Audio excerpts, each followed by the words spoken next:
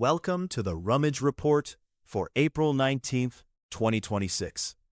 Today's topic is Iran attacks AWS servers Bahrain. Sam Balance kicks us off today. Hey guys. I just read about this pretty alarming situation. Iran's Revolutionary Guard launched missile and drone attacks on AWS data centers in Bahrain and the UAE. This isn't just some distant conflict. It's a direct hit on the infrastructure that supports a lot of our tech, including services many businesses rely on. They're saying it could lead to higher costs for companies that use AWS, which means we could see higher prices on things like online shopping or banking fees, trickling down to regular folks like us. Plus, if this escalates, it could threaten jobs in the tech sector. Over 100,000 jobs could be at risk if clients start pulling their business due to security concerns. And while healthcare hasn't been hit yet, the potential for disruptions in telehealth services is something we should keep an eye on. This is the first time we're seeing data centers targeted like this, which could change the game for how conflicts play out in the digital age. Sam, you nailed the potential job risks tied to this attack, especially in the tech sector. If AWS has to shut down or limit services, we're looking at over 100,000 jobs on the line. And that's no small number when you consider the ripple effects on families who depend on those incomes. But let's also talk about the cost of living. If companies start raising prices to cover increased costs from this attack, it's regular folks like the single mom in Ohio who will feel that pinch at the grocery store. This isn't just about tech jobs, it's about how interconnected everything is. We need to address the underlying issues, like how Trump's provocations are escalating tensions instead of fostering stability. That kind of brinkmanship is going to hurt people, not help them.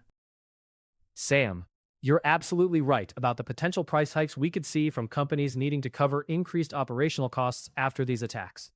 But let's not forget that this isn't just about tech jobs, it's about our national security. When Iran targets AWS data centers, they're sending a clear message that they can disrupt services that support not just businesses, but also our military and intelligence operations. This could lead to a weakening of our defenses at a time when we need to be strong.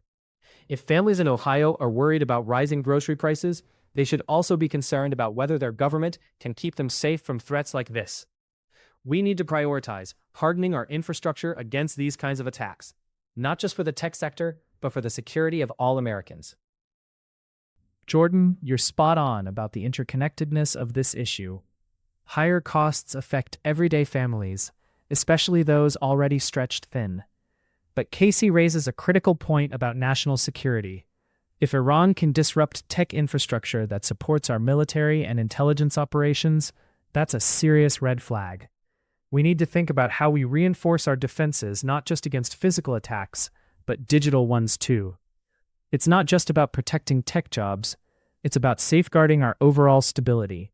So while price hikes are a real concern, we can't overlook the broader implications for our safety and security.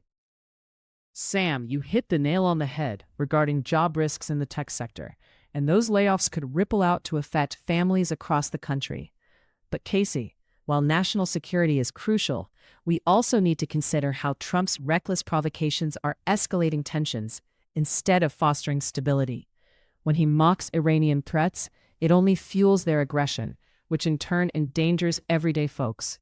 The real-world impact is that if AWS raises prices due to security concerns, it's the single mom in Ohio who will face higher grocery bills. We need to focus on de-escalation and diplomacy to protect both our jobs and our security. Sam, you're hitting the nail on the head about how this attack could raise costs for everyday families. But let's not forget the urgency of reinforcing our national security. If Iran can disrupt AWS, they're not just targeting tech. They're sending a message that they can reach into our military operations too. Jordan, while I get your point about the need for diplomacy, we can't ignore that this isn't just about escalating tensions. It's about protecting our infrastructure. We need to harden our defenses now, not just for tech jobs, but to ensure the safety of families in Ohio and across the nation.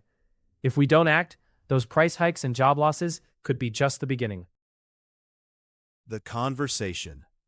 In their discussion about Iran's attacks on AWS servers, Casey Liberty, Sam Balance, and Jordan Progress all recognize the immediate economic implications, particularly the risk of job losses in the tech sector and rising costs for consumers. However, they diverged on the root causes and solutions. Casey emphasized the need for national security and infrastructure fortification against such digital threats, while Jordan highlighted how escalating tensions, particularly due to Trump's provocations, were exacerbating the situation. Sam attempted to bridge the two views, acknowledging the interconnectedness of economic stability and national security. Worth thinking about. 1. Should the U.S. prioritize military responses to cyber threats, or would investing in diplomatic relations and de-escalation strategies yield better long-term security? 2. If sanctions against Iran lead to increased aggression and attacks on U.S. infrastructure, should we consider lifting some sanctions to promote stability? Or is maintaining pressure more important for upholding international norms? 3. How do we balance the immediate economic impacts of such attacks on everyday families with the need to invest in long-term national security measures? If you asked me, and remember, I'm a raccoon, I'd say it's all about finding the right balance. After all, no one wants to pay more for snacks.